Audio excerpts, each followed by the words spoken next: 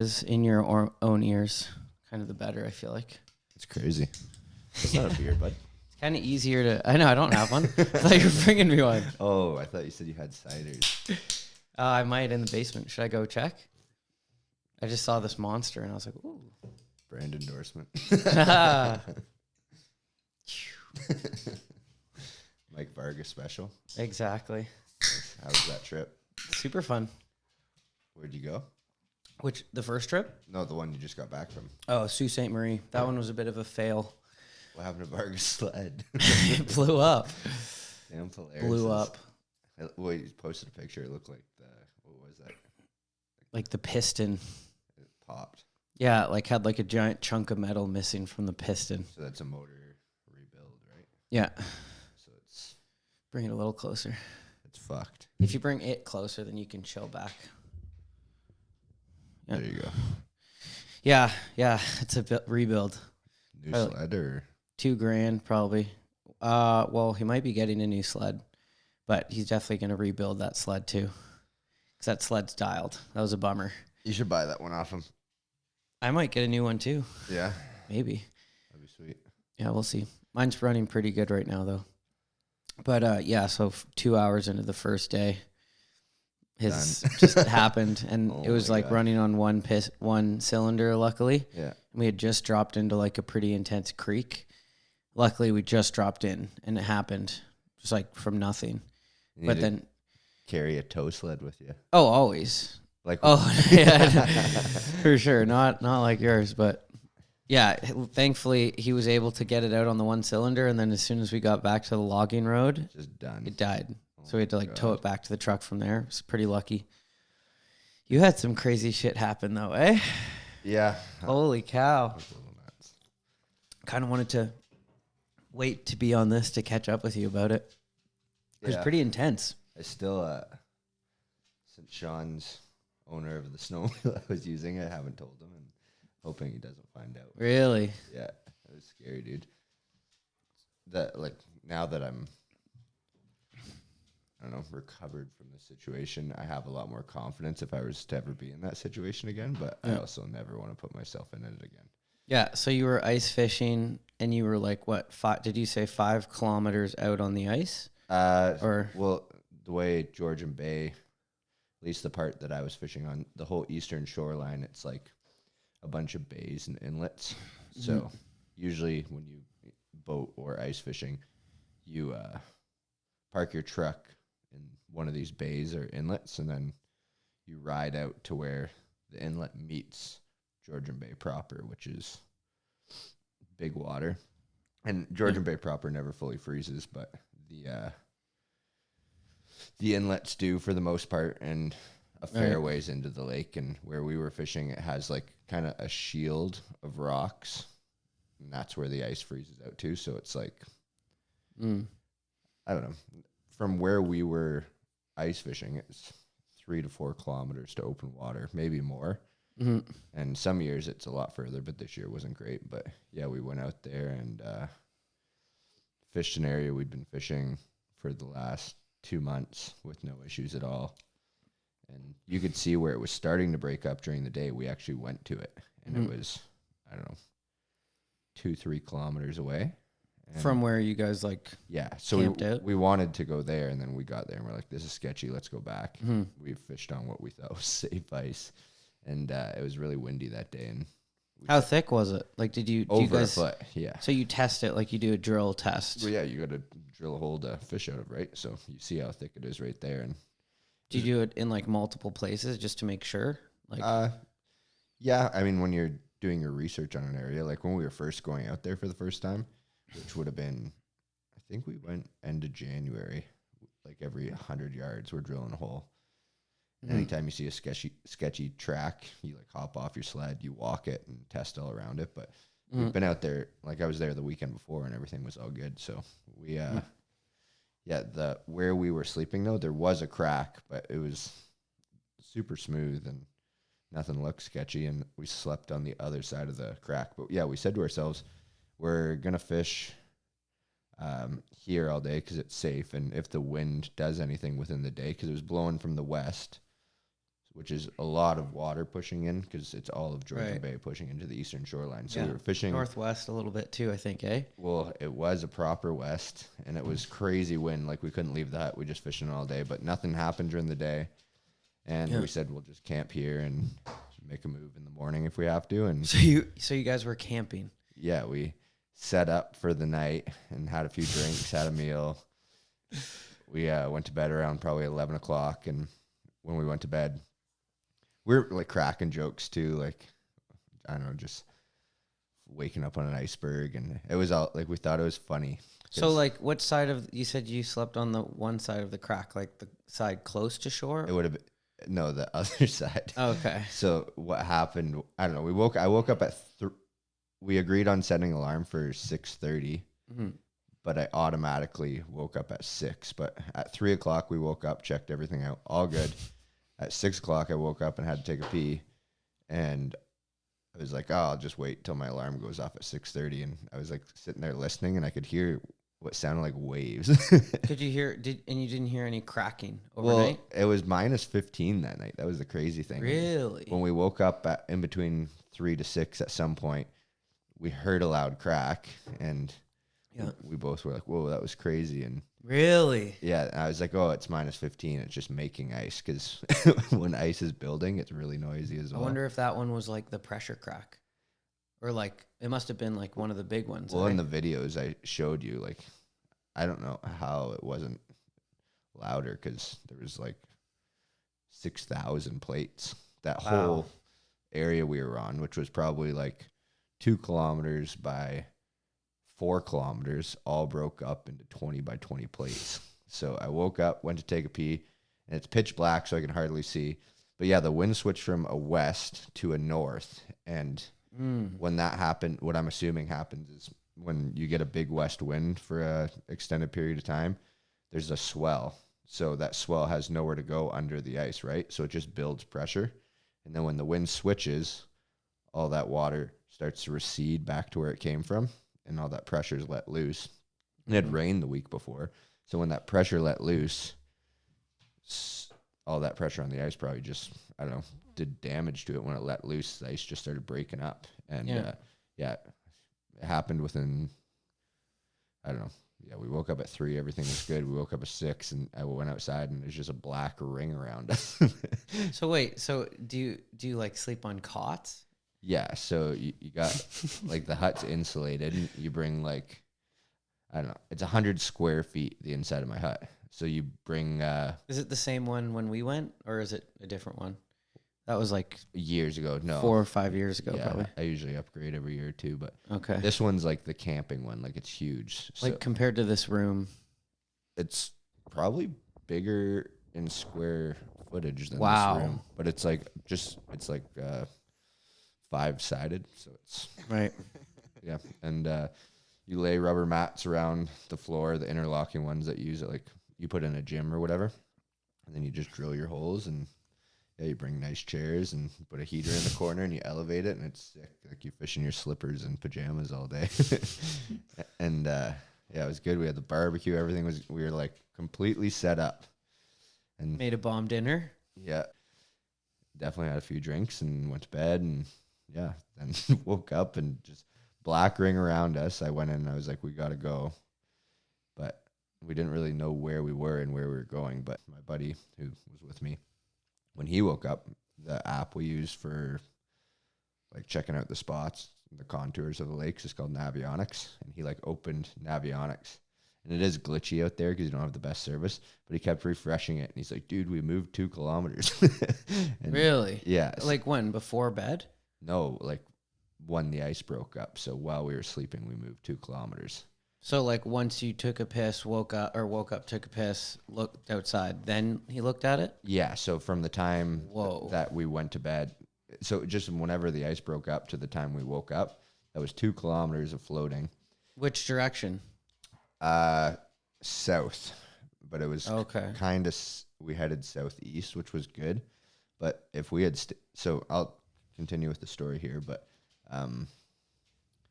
yeah, we woke up and the first thing we did is I said, what do we do? And because we were cracking jokes, we're like, oh, if something bad happens, what's the first thing we got to do? And it was put your floater suit on. So we put our float suit on, and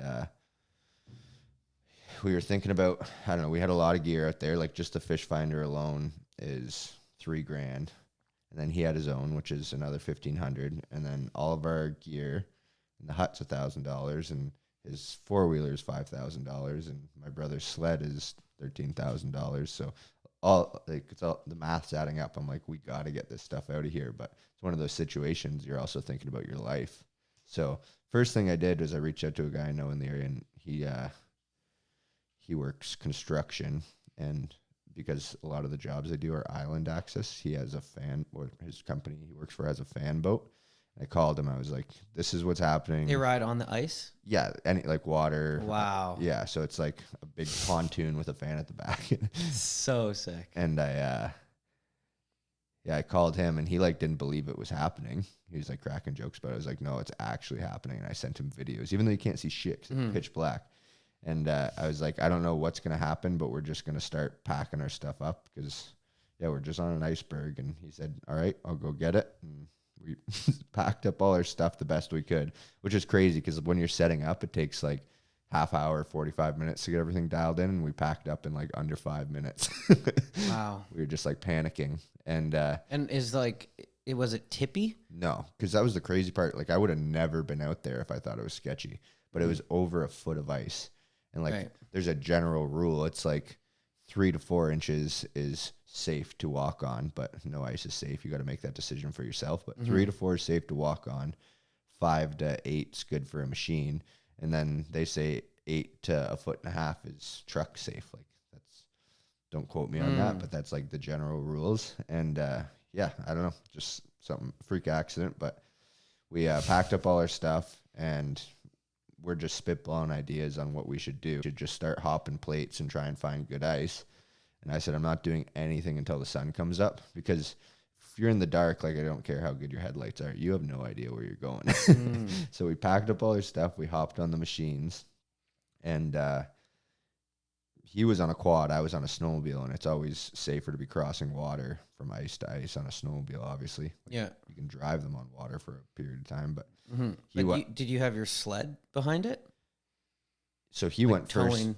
Yeah, I had that. That was the crazy part. Or sorry, like your snowmobile towing that toboggan? Yeah, so I had that toboggan with all my gear, which is probably 400 plus pounds of gear. Yeah, so if you did have to water cross, but that might sink it. So I went to like get the sled moving, and no studs, glare ice, and a snowdrift had built around us from the wind blowing and the little bit of snow that was there catching on the hut. So my sled was not moving.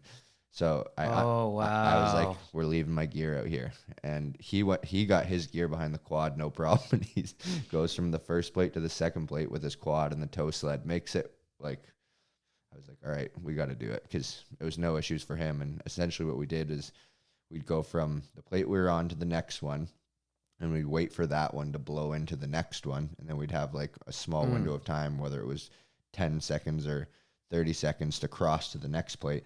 And we just kept doing that. And then the sun was like getting over our heads, and you can kind of see what was going on. And we could see in the distance these little islands. It was all happening so fast. It was like 2 hours from start to finish to when we realized we were safe, but it was all happening so fast. But you could see like an island. I thought it was like a big island, and it looked like the ice we were going towards was like broken up slush. So I was freaking out, because I was like, if we keep going, we're just going to have to ditch the stuff and call for a rescue. And someone told me, I don't know if it's true, but I mean, if you put yourself in those situations, you should be able to pay to get out of it. But a rescue bill is like $40,000. Oh, I can't even imagine. Yeah. So I didn't want to put myself in that situation, but I also didn't want to owe my brother $13,000 and lose all my gear, right? So, and also, then you're sitting ducks. You're sitting there waiting for But my moral, like I don't know, it was scary, but I knew my buddy could have been there in half an hour. Yeah. Or the helicopter could have been there in half hour. So I guess like technically, say you didn't do that, maybe Buddy with the boat would have showed up, been able to load all the stuff on. No, the boat's really small. He was just taking us. Oh, wow. He even said that to me. He's like, we can't bring your gear. You got to either get it on an island, wait for the ice to go out, and we go back for it, or sink it. And yeah. So the island you went to was on the mainland? No, it's still offshore. But what happened was, as we got closer and closer, we realized it was actually good ice. And so hits it, has a big celebration. I hit him shortly after, and it's like huge amount of weight off your shoulders. Like you're like, yes, we're gonna live. We're sitting there and we're like celebrating, but then I was like, I can see my gear in the distance just floating on this plate out to the middle of Lake Huron or Georgian Bay, and I was like, we should probably try and go get it. So you went first without the gear? Yeah, we took. He had all of his gear. I didn't have any of my gear. Just my wow.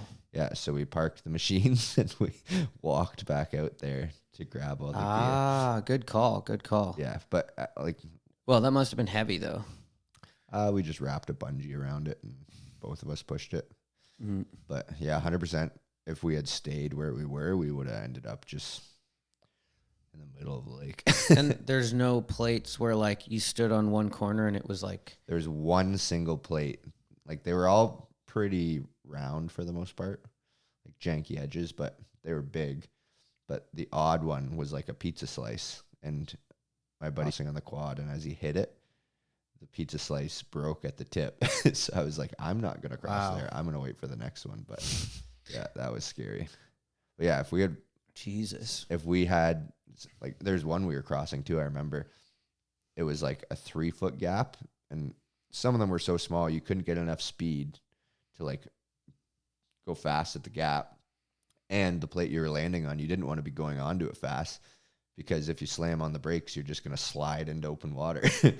And I like went down and up, got a little bit airborne, and I just jumped off the snowmobile and like shoulder checked my buddy, and luckily everything was all good. But yeah, if we had sunk anything there, it was like over 100 feet of water, so it's just gone. Wow. Yeah, scary stuff. So how did it work if you're trying to get speed with your snowmobile on the ice and it's just like spinning track? Well, luckily the gaps, like as I said, we were waiting for the wind to push us into the next. Most of the time the gap was like less than a foot, so it was all good. But there was a couple where I got scared and gassed it, and yeah, it was scarier going fast over them. But at a certain point, once we had the momentum going and we didn't have to wait too long in between plates moving into each other because they were all starting to collect, like we gained a ton of confidence. But yeah, I actually truly believe if anyone else was in that situation, which I'm not saying is the wrong call, but anyone else in that situation would have just freaked out and called 911 and said, screw it,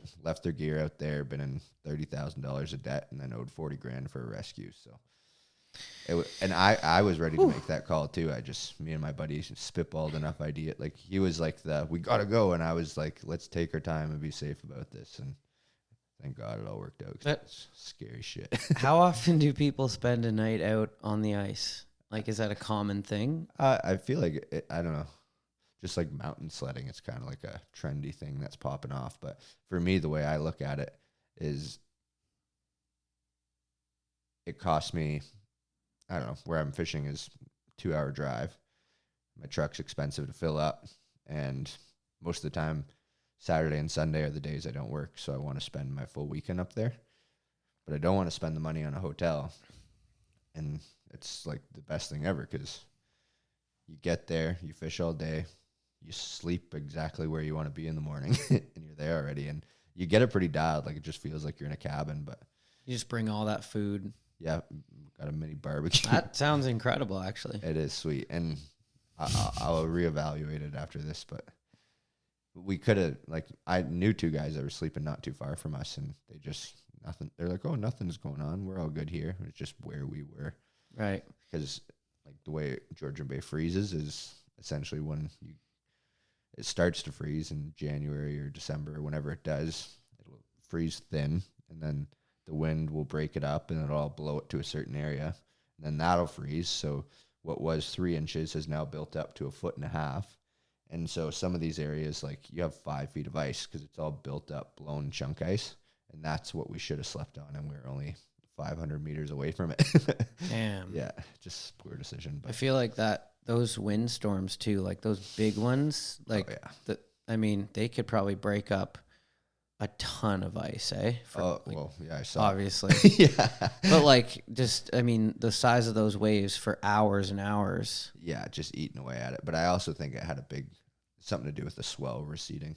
Because, like, I've seen the water go up 4 feet in a day just from a big wind. So imagine 4 feet of water pushing up against ice that's not moving and then letting go, right? It's a lot of pressure. Yeah. Do you know anything about the tides on the Great Lakes? I don't, but they do have tides, eh? A little bit. For sure. Well, I mean, so weird. Lake Ontario's flows into the ocean and St. Lawrence River. So, I mean, it is technically connected to the ocean in a way. Yeah. Although there's dams. It's like a giant river. But almost. Lake Superior is considered an inland sea, so it has to have a tide. Like, there's so much water. An inland sea. Yeah. I think there's only 2 in the world. I could be wrong. And it's fresh water. Yeah. It's cool. Yeah. It's crazy. But yeah, when I said, like, ice camping is like a trendy thing that's starting to go, it's like, I don't know. Everything's trendy. It's like YouTube has all these guys go out there and they make YouTube videos sleeping on the ice, and oh yeah, of course, everyone gets into it. Like even right in your backyard, I'm sure you'll see some people camping out there because of it. That's like the more beginner, like that would be like a beginner level sleepover, right? On like Simcoe? Simcoe? I wouldn't say that. Like you can. Sounds less intimidating than Georgian Bay though. Yeah, that's just everything. Like even being in a boat on Georgia Bay is scary at times. I bet. She's a beast. And unpredictable. That's the crazy thing. Like I would have never predicted that happen, but yeah, it was. Those winter storms are powerful. The fact that and fall. I guess fall is when you're probably all year, dude. They happen all the time. Oh yeah. But yeah, like I've been out there in spring storms, and you're like, holy shit. And then the summer ones, you get the thunder and those crazy wind bursts out of nowhere. Some of the craziest storms I've ever seen are in the summer. But yeah, fall is just cold and big periods of time with a huge wind and big waves, eh? It must be because the thermals at that time of year. Yeah, I mean, I try and not go on those days where there's big waves, but I've seen some 10-footers and stuff. Usually it's like rollers, but the eastern shoreline of Georgia Bay, for the most part, it's all shallow rock. So by the time those 10-foot rollers are hitting that side of the lake, it's just really aggressive chop. Yeah, it's nuts. You'll probably see it here, actually. Yeah, I don't know. It's starting to break up all around shoreline, so you'll get a big wind. And oh yeah. Yeah, then you'll get a big ice mountain somewhere. Yeah, I just saw that when I went. I just took Barley, and there's like, it seems like right at the shoreline, like there's a big crack all along the ice. You should go check out by the docks there. I bet you it's just absolutely loaded with minnows under there. Oh yeah? Yeah, I don't know what it is. That's where they go to feed, but there's like huge clouds of them that show up when the ice starts to melt right at shoreline. Really? It's pretty cool, yeah. Maybe are they looking for like a little fresh air, like a little maybe little breathe hole through the crack? Or? I don't know. I don't know too much about it, but they're there every spring. What can you do with them? Can you like scoop them up in a bucket and then use them as bait? Yeah, if you're there's so many laws about it now. It's kind of mess, but I'm sure on Simcoe. Yeah, if you live in the area and you're fishing in the area, you're allowed to collect bait here. Really? With a fishing license, yeah.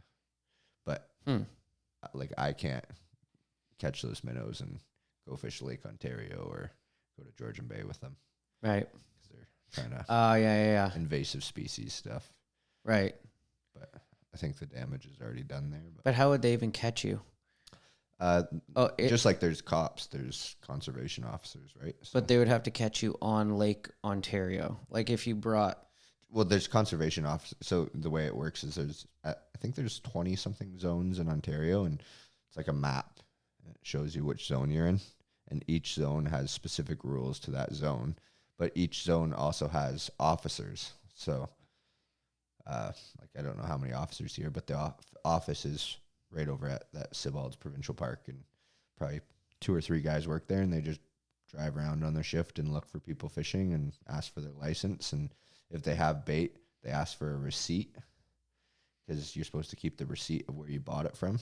So if you have no receipt, they'll be like, "Did you trap this yourself?" And blah blah blah. Yeah. It's pretty easy to get. Like, But if you were on Simcoe and you caught them in Simcoe, then you would just be like, "Oh yeah, I'm." if you're a resident to the area, because if you're not a resident to the area, I'm pretty sure you're not allowed to.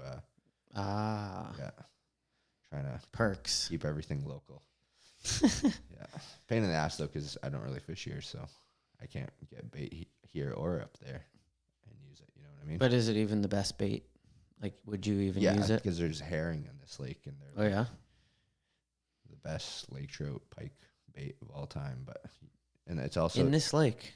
Yeah, in Lake Simcoe. Yeah, they're in a lot. Like, I can get them in Georgian Bay too, but I just know where they are in this lake, and they're easy to catch. So it'd be so nice to get home from work, go catch a couple, and keep them for the weekend, right? But yeah. Yeah. So which lake would you use that bait? Like, what fish are they ideal for? Lake trout and pike, which is two of the fish I spent. Well, mostly lake trout, but Which lake is that? Would that be being fished out of? Georgian Bay. Oh yeah, I go for the most part, but there's big lake trout in Simcoe too. Oh, I thought Georgian Bay was like a musky thing. Yeah, but muskie fishing, you can't target. There's seasons like third Saturday in June to December 15th, and then through the winter you can't target them. So yeah, in the winter we're just. Or could you just not even catch them either, like ice fishing? I'm sure you could. It'd be a lot of work because they go pretty dormant in the winter. And didn't you say like that? It's like they're the smarter fish. Like catching them is fun because they're. Oh yeah, well, it's smarter than other fish. Like in numbers, there's a lot less of them, and they are like the apex predator. I don't know. It's like the wolf to rabbit ratio. Like, there's rabbits everywhere, but there's only so many packs of wolves. Muskie are like, I like to say, the wolves of the water, because there's only small population of them, and they eat other fish. Yeah. Oh yeah, they're apex predator in freshwater. They're not like, they don't have anything to worry about, at least at an adult stage. And are they edible? Are they like a eating fish, or is it more just the? It's catching. Like, nowadays, most people have come to terms with it's catch and release, because since there are so few of them, if you're taking them and keeping them, you're gonna do damage to the population, and they take so long to get that big. So everyone's on board with catching them, being as careful with them as possible, in hopes that they keep growing and you can get a world record or hopefully. Yeah, people are on board. Yeah, well, they're, and just like I was saying about the ministry and all the laws, depending on where you are fishing for muskie, like Georgian Bay, the legal size to keep a muskie, it has to be over 54 inches. And like, I've been fishing muskie for a long time, but seriously for probably 4 or 5 years, and I still haven't seen a 54-inch muskie with my own eyes. So you can keep it if it's big enough. Yeah, it's a legal fish. Which would do the most damage, technically? Yeah, I don't know. It's a hard one to say, because at a certain age, they just aren't fertile anymore. Which, like, a prime spawner is probably like a mid-aged fish, and a 54-inch fish could be really old and nearing the end of its life. But yeah, a 54 could grow to a 60-inch fish, and that's kind of like what everyone wants to catch one day. So crazy. Yeah.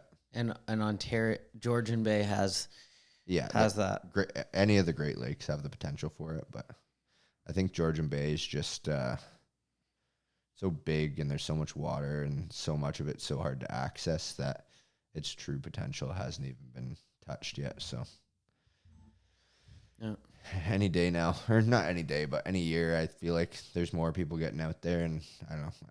In my lifetime, I bet you I see something crazy, like someone I know, or whether it's me or whatever, we'll see something like a new world record or something. Ooh. Yeah, for sure. I'm pretty sure there's controversy behind it, but the standing world record right now is on Georgian Bay.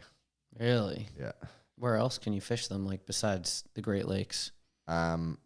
Lots of inland waters have them. Like, Lake Simcoe actually used to be a muskie lake, but really, they've tried doing rehabilitation to them, because they seem to have died off. But not, like, there is muskie in the lake, but it's a closed season, so you can't target them, and yeah, one day that might be good again. But Great Lakes are just where they get the biggest. Like St. Lawrence River is famous for them. Lake Erie has them. Green Bay, Wisconsin. I would think if they are trying to do some sort of rehabilitation or some protection in certain areas, would their population repopulate quickly, or would it still take quite a while? I don't think they have the most successful spawn in the wild. Like so there's hatcheries, so they'll get the fish eggs, they'll raise them to a certain size, which isn't big. Usually it's like 4 to 6 inch fry, and then they'll just take all that fry and dump them into the lake. So that's what they did for rehabilitation in this lake. I think they put 150,000 in. But the issue is a muskie and a pike are very similar fish, but the pike spawn slightly earlier and develop slightly quicker. So all these pike are in the spawning areas that the muskie will use a month or two later. And they've developed to a certain point where they're feeding. Well, the muskie are just little tiny 1 inch morsels of nothing, and this pike are just devouring them. So there's like, Wow. They have there's no protection from their parents. Like once the eggs hatch, just every man for themselves. Wow. It's crazy. Yeah. Yeah. It's amazing that humans are that involved in the population of the fish. Yeah. Well, it's traveling tourism too, right? This lake brings in so much money for the local community that, the more reasons people have to come and fish it, the more money they're willing to dump into it. Because right now it's probably the best whitefish and perch lake in North America. And Whitefish? Yeah. In Simcoe? Yeah. Do they just fucking overpopulate the shit out of them or what? There's good natural reproduction too, but yeah, I can't remember the numbers, but it's like a giant fish farm. Yeah, it's put and take fishery. The perch are all wild, which is crazy. Pretty smart though. Yeah. Being this close to the city. Oh yeah. Well, I can't, if I were to guess, I would say maybe not this winter, because I think a lot of people are scared of ice conditions, but on like a super cold, safe ice winter, I am willing to bet there's over 100,000 people out there a day on the weekends. Damn. And like a lot of, I don't know, landscapers and guys who or construction workers in general that just work through the summer, they take their winters off and they just live out there. So it's a busy lake. Yeah, I remember last year I took my snowmobile to my friend's house at the end of Cook's Bay. Yeah. Riding it through Cook's Bay, it was like a bluebird day, like thick ice, like midwinter. Thousands of people. Oh my God, there was like kites everywhere. Like it's a zoo. Yeah, like people whipping their trucks out there too, probably. Yeah, like all sorts of activities. There was huts. There was probably more just like people walking, like just like tourists basically, just out there walking on the ice. Yeah. Yeah, it's wild.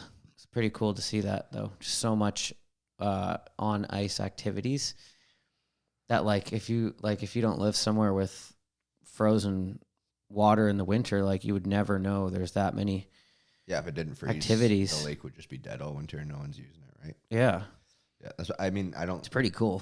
I'm definitely spoiled because of the fishing I do on Georgian Bay, but I used to just not even bother coming here when I wasn't living around it. But when you live here, it's like too hard not to take advantage of it. Cause it's crazy to think how many people don't take advantage of it who live here. I know. And just complain about winter. Meanwhile, if you just embrace it. Yeah. So many fun things to do. Yeah, you're probably pretty pumped you got onto the snowmobile thing too, right? Oh, yeah. Better than surfing? Right now. Yeah. Right now, I'm more addicted. For sure. I'm more addicted than anything else. Drains the bank account, but. Oh, yeah. I just can't believe, like, for me, I feel like the BMX crossover. Yep. That crossover of, like, being, like, holding those handlebars. And trying to learn the next thing. Yeah, trying to learn tricks and all that. That, like, physical pursuit of, like, learning tricks and stuff. That's, like, what's addicting. And having the big engine makes it a little more exhilarating, too. Oh, yeah, just pressing a button and just, throttle's so nice. Yeah, but also, deal, though, getting your buddies together, going on a trip. Yeah, and just being in the woods. Just being in the middle of fucking nowhere in the woods. There's just, like, nothing like that. That, like, is it the Chick Chocks that are the gas bay? Oh, yeah. That looks so epic. It's pretty sick out there. See the ocean from the mountains and everything. Yeah, it's pretty sick. There's actually people ice. I can't remember. There's like a fjord, I think it's called, which is like a inland lake, but it's part of the ocean. Oh, okay. It freezes and you can like ice fish the ocean there. So Cool. I'd love to go there sometime and try that. But oh man, is that out?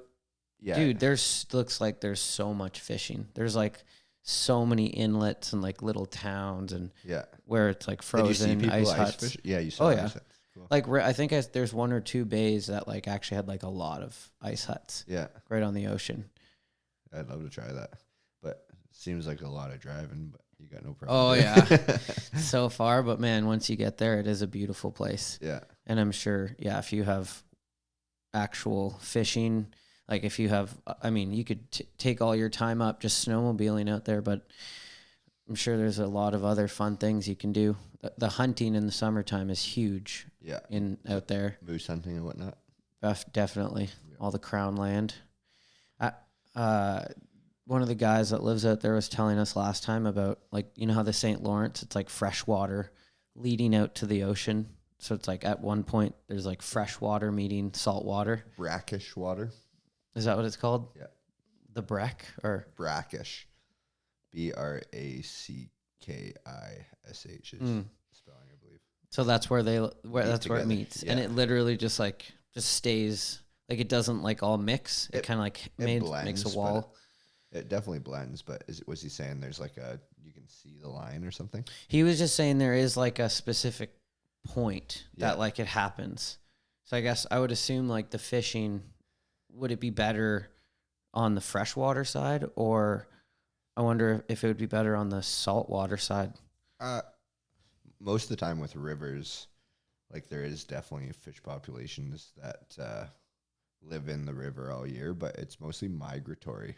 So where you were, probably they get Atlantic salmon. And so for a good chunk of the year, there's nothing in there. And then those fish will swim from the saltwater as far up as they can into the freshwater and lay their eggs up there. Really? Yeah. So nothing's better, but wouldn't that be like all the way fucking at the end of the St. Lawrence? So it's pretty crazy actually, because Lake Ontario used to have Atlantic salmon. So a bunch of them swam all that way and just like, oh, this is dope. Just stayed there. So they tried to rebuild it, but it hasn't worked. But that's crazy though, because Niagara Falls. No, Niagara Falls goes from Lake Erie into Lake Ontario. Okay. Yeah. Right. And then there's no way they're getting into Erie then. Like no, but no chance. They've stocked Atlantics into Erie and stuff. And like this is all pre big dams and shipping canals and all that, right? Right. But the dams, like, I wonder how much did they think about the fish when they were building those dams that like have to swim up shore to lay their eggs? Like, I think like because there's conservation authority in all those areas, and they definitely like anything you build has to be approved by them. And I mean, the shipping canals are essentially what brought invasive species into the lake, like lampreys and all this stuff. How'd they get in? Where are they from? The ocean? Yeah. Just, I don't know.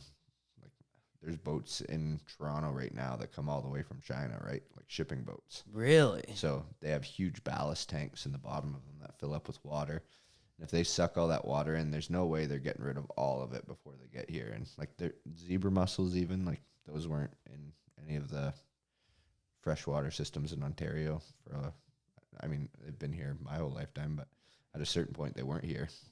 Damn. Yeah, it's crazy. That's wild. That's cool. So crazy. Just the whole system. Yep. So it's new with you? Not much. Sled's done for the year? I want to try and get up there one more time, maybe this week. Yeah. Like, they just got 40 centimeters in Sault Ste. Marie. Well, that's not that far, right? No. 5-hour drive or whatever. 6 hours? 6. Yeah, 6 yeah. from here. But yeah, Varga and I carpooled.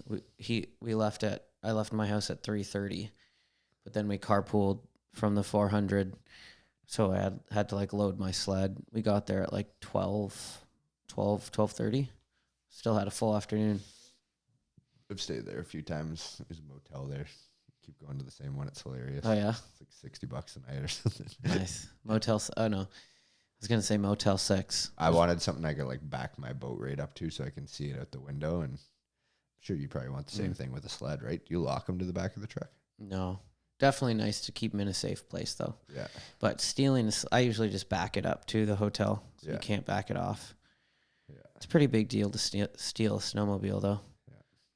After sledding, so put it away for the year and then just start hopping back in the truck and filming with the boys. Oh, yeah. Nice. For sure. But, yeah, the addiction, obviously, it doesn't matter how much you do it, you're going to still want to do it at the end of the season. Yeah. Well, probably. That's kind of what got me in that situation because I was like, I just want one more weekend. Right. And everything in my gut was telling me just don't go. And really? I went, yeah, it was kind of crazy. Huh. Yeah. That's good that you pushed through, though, because if nothing happened, technically nothing did happen. Like, technically you're safe. Yeah. A little bit of trauma from it, but. Right. Yeah. Wake That's up what in you the middle need. of the night, like, ah! But, like, yeah, I'm sure, like, I feel like for me, like, when you're in a scary situation, that's kind of like when you get through those puzzling scenarios, man, there's no bigger reward. Like, those are the biggest rush. Like, as much as you don't want to be in them, if you make it out successfully when you're in like a situation like that, that's the most exhilarating feeling. Yeah, it was pretty crazy. Just even the stress dump after it, like so high stress. It's like you're just like hoping you're making the right moves to stay alive, and then once you finally realize you're safe, like it was crazy. I felt so weird for like to this day I still don't feel. I keep pinching myself because I feel like I should be in the friggin' lake right now. But damn. Yeah. Just traumatized, eh? Yeah, I've definitely been in a few scary situations in my life, but that takes the cake. That's the scariest for sure. Damn. One time I was fishing the Niagara. I don't know if I've told you this story, but it happened twice. But a good friend who you may or may not have met, Matt Morrow, him and I used to go fish the Niagara River a lot in my old boat. And obviously the Niagara River's a beast, and there's a certain point in the river where you can't go past with like a regular boat and motor. But do you remember Jordan Krupa?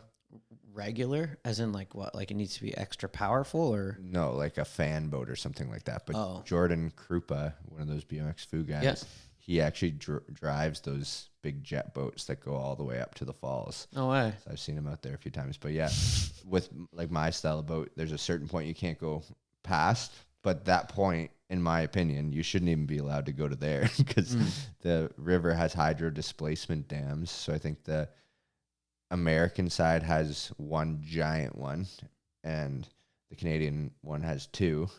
And between the three of them, they displace over a third of the water that's supposed to go down the falls.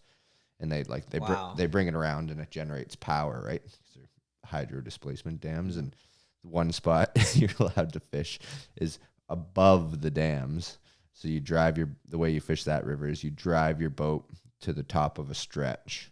So say that stretch is a period of 20 feet deep for a kilometer or less. You just drive to the top of it.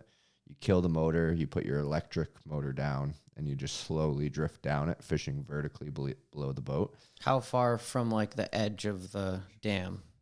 Well, so this is actually right on the bank of the river. So you're only like a stone's throw away from shore, but the water moves like 6-7 miles an hour or more.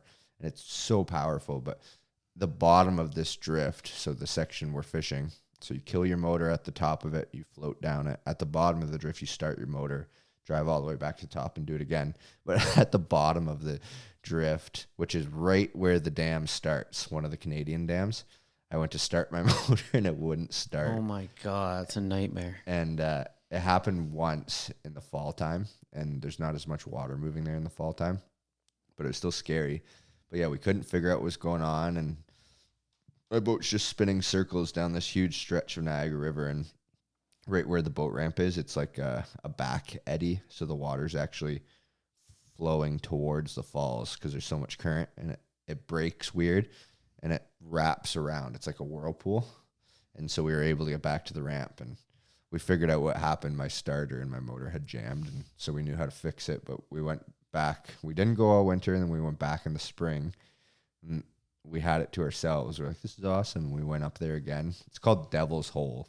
So what's the consequence if you couldn't get it going? Well, let me finish this part of this story. So when it happened again, we're like, oh, we're veterans. We've already done this before. So we pop the cowling off the motor, pry it, starter goes, motor's going. But a friend of mine is a guide on the river, and I told him about the first time it happened, and I was just like asking for advice.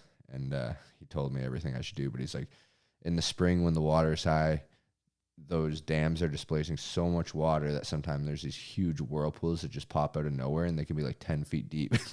And so we start this is the second time it's happening. We start my motor, the cowling's still off, and my buddy Matt's at the back of the boat starting to drive it. And sure enough, one of these whirlpools pops up right in front of us. The bow of the boat goes right into it.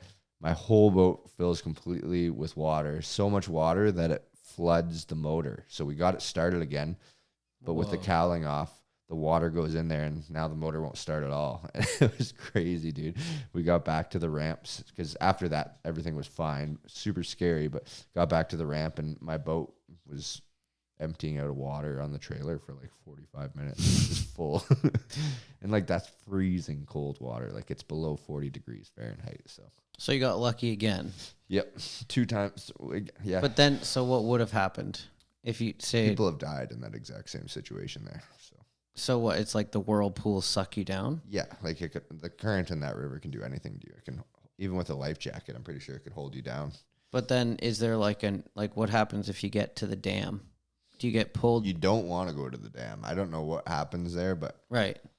Like maybe it's calm at the top, right, of the dam, but like, is there the spots where the water sucks into? I gotta pull up a picture of the Niagara displacement dam. Like, would the place that sucks in the water, would it be like way like halfway down the dam so that like people on the if say anything was floating on top, it wouldn't get like sucked into the tube? Weird because you don't actually see the water falling. Like, I got to show you a picture of it.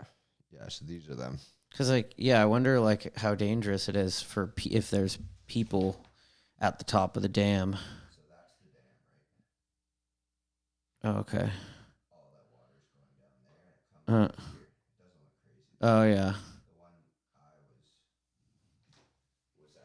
Was on the Canadian side of the river, but Yeah, we can edit it in. That's wild. Gotta get a TV in here next. But that, yeah, for sure. So which one was scarier? Definitely the ice, but like the one where we went into the whirlpool was like a quick, like holy shit. But the ice was just like 2 hours of straight high stress, anxiety. Like we're dead. Yeah. Fuck. So if, not to go deep into this, but like if you were on like a tippy piece and like you fell, like say you fell in the water, you said you were wearing a flotation suit? Yeah, you're wearing an insulated flotation suit, which like, I mean, if you're in the water for a long period of time, you're dead anyways. You'll get hypothermia and whatever. But also, like, how hard would it be to climb back up a piece of ice? I don't think it would have been too bad. Not like you're climbing up and it's like tipping over and it's clashing into another piece. It's sturdy. That's what I'm thinking. Like let's picturing. just say we were on a plate the size of this room. We had a snowmobile and a quad on it, and it wasn't tipping at all. Like a foot of ice is so sturdy. Right. I have no idea how it broke up, but that's crazy. It must have been so powerful. Yeah. Or whatever the suction was, whatever it was, must have been incredibly powerful. Yeah. Probably both. Wow. Well, that's a cool story. Yeah.